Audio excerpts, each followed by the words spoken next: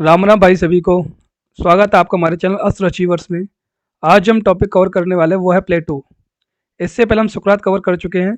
मैं आपको उसका लिंक डिस्क्रिप्शन में दे दूंगा। पहले हम ये देख लेते लास्ट ईयर क्या क्या क्वेश्चन आए हुए हैं। लास्ट ईयर अभी एक ही क्वेश्चन आया पिछले 2 ईयर्स में एमपीएससी में। According to Plato which idea coordinates all the ideas. Question 2 marker में आया हुआ था। इससे हमें क्या आइडिया लगता है कि जो भी क्वेश्चन एमपीएससी या कोई भी स्टेट एग्जाम में आएगा वो डायरेक्ट आएगा।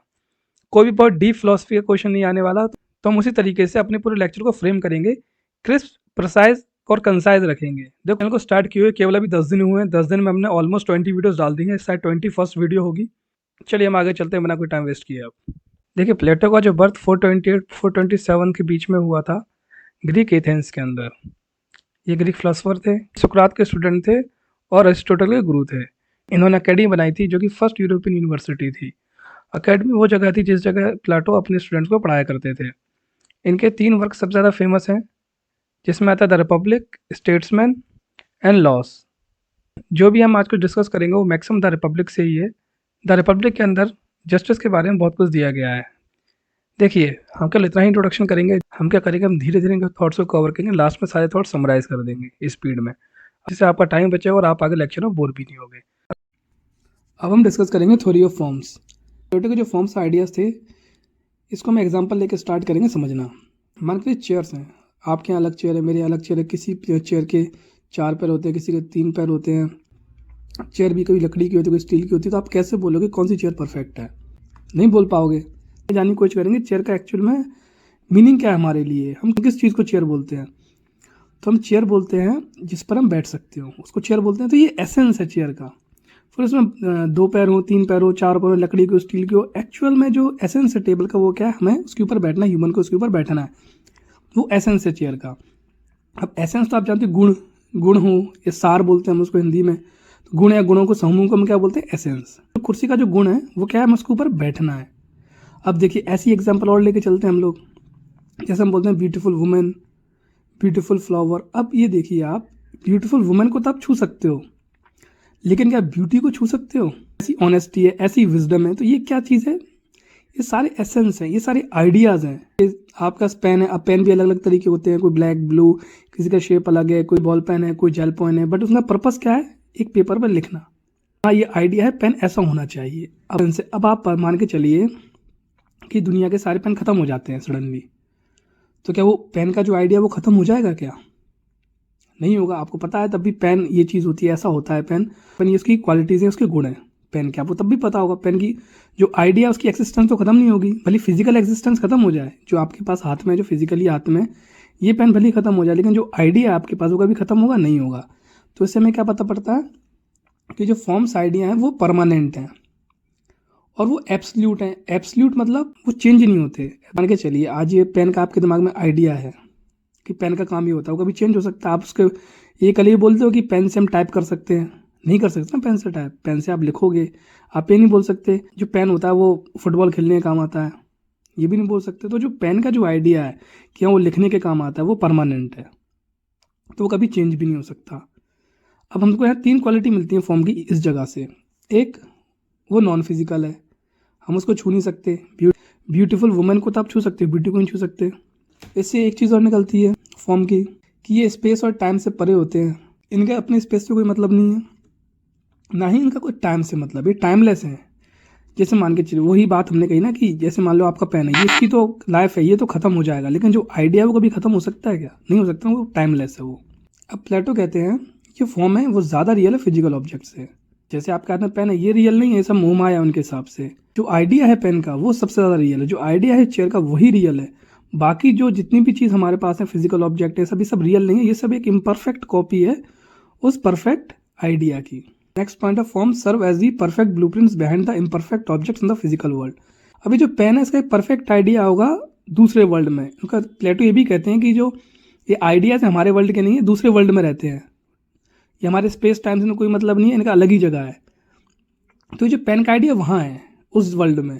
अब वहाँ से क्या कॉपी बनती हैं, जो कॉपी बनती है सारी इम्परफेक्ट कॉपी होती हैं। वहाँ पर एक परफेक्ट पेन है, अब उस पेन से थ्रू हम बॉल पेन निकाल रहे हैं, जेल पेन निकाल रहे हैं, जो उसकी कॉपी बन रही है वो सारी इम्परफेक्ट है। जो परफेक्ट है वो वहीं पर है। ये सांचा है, कोई सांचा जिसके थ्रू हम ऑब्जेक्ट्स को बार बार रिपीटली बना सकते हैं। लेकिन कभी भी ऐसा नहीं होगा कि आपको सेम टू सेम चीज़ें परफेक्शन के साथ से बिल्कुल एग्जैक्टली सेम मिलेंगी उस सांचे के थ्रू। तो उनका कहने का मतलब यही है प्लेटो का कि एक सांचा है जिसको हम छू नहीं सकते, जिसको हम देख नहीं सकते, उस सांचे के थ्रू सारी चीज़ें बनी हुई हैं और जितनी भी चीज़ें बनी हुई सांचे से केवल एक कॉपी है वो उस चीज़ की, और वो इम्परफेक्ट कॉपी है, परफेक्शन किसी में भी नहीं है।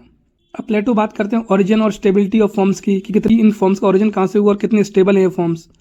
अर्लियर ग्रीस में एक इंक्वायरी होना स्टार्ट हुई। फिलोसफर्स का काम क्या होता है, हर चीज़ को डिफाइन करना कि एक्चुअल में इस चीज़ की क्वालिटी क्या है, और हम इसको अगर जैसे कोई टेबल है या कोई चेयर है तो हम इसको चेयर को चेयर क्यों बोलेंगे। लेकिन होता क्या था, अब आपस में डिबेट होता है कि भाई कोई बोलता है कि ये परफेक्ट टेबल है, कोई बोलता है ये परफेक्ट टेबल है, कोई बोलता है परफेक्ट चेयर है। तो कंसेंसस पे आना बहुत ज़्यादा ज़रूरी होता था। इसी कॉन्सेप्ट को क्लियर करने के लिए प्लेटो लेके आ गए फॉर्म्स का कॉन्सेप्ट। उन्होंने बोला इनमें से कुछ भी रियल नहीं है, जो रियल है वो केवल आइडियाज़ रियल हैं। ये सब इम्परफेक्ट कॉपी है उस आइडिया की।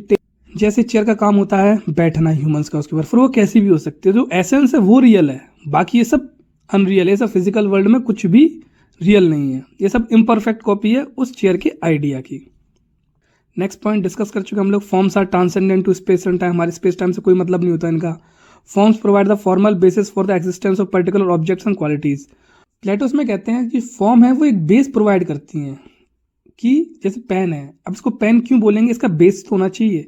अगर हमारे पास इसका एसेंस ही नहीं होगा, इसका हमारे पास कोई बेसिस नहीं होगा, कोई इसकी हमें डिफाइन करने के लिए हमारे पास क्वालिटी नहीं होगी, तो हम कैसे बोलेंगे ये पेन है।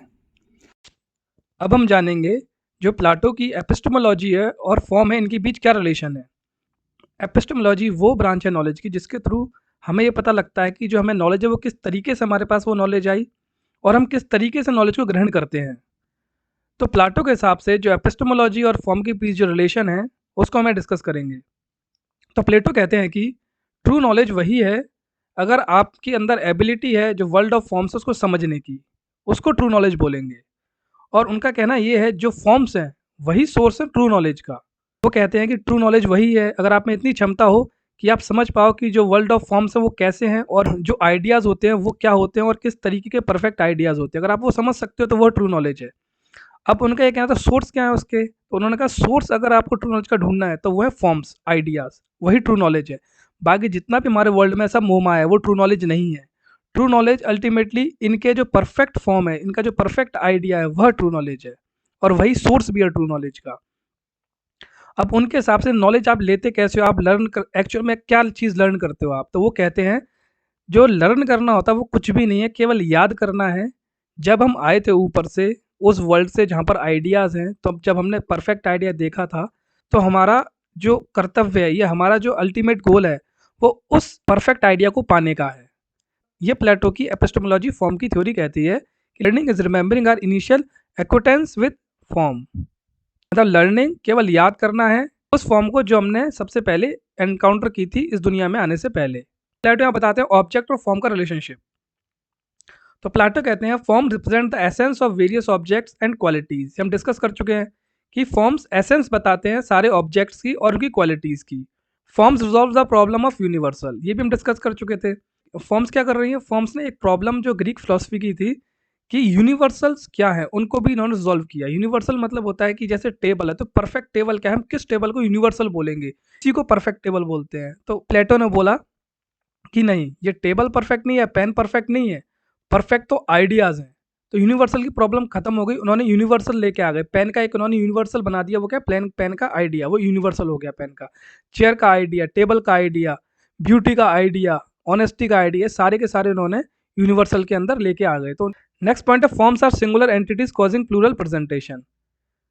फॉर्म्स एक सिंगुलर एंटिटी है, केवल एक सिंगल होती है फॉर्म और उसके ही सारे मैनिफेस्टेशन होते हैं, उसी के सारे रूप हैं ये जितने भी इनपरफेक्ट कॉपीज है। जैसे एक पेन का आइडिया है, उस पेन के आइडिया में से एक बॉल पेन निकला, एक जेल पेन निकला और बाकी डिफरेंट शेप के पेन निकले, तो वो एक चीज़ कई चीज़ों में मैनिफेस्ट करती है।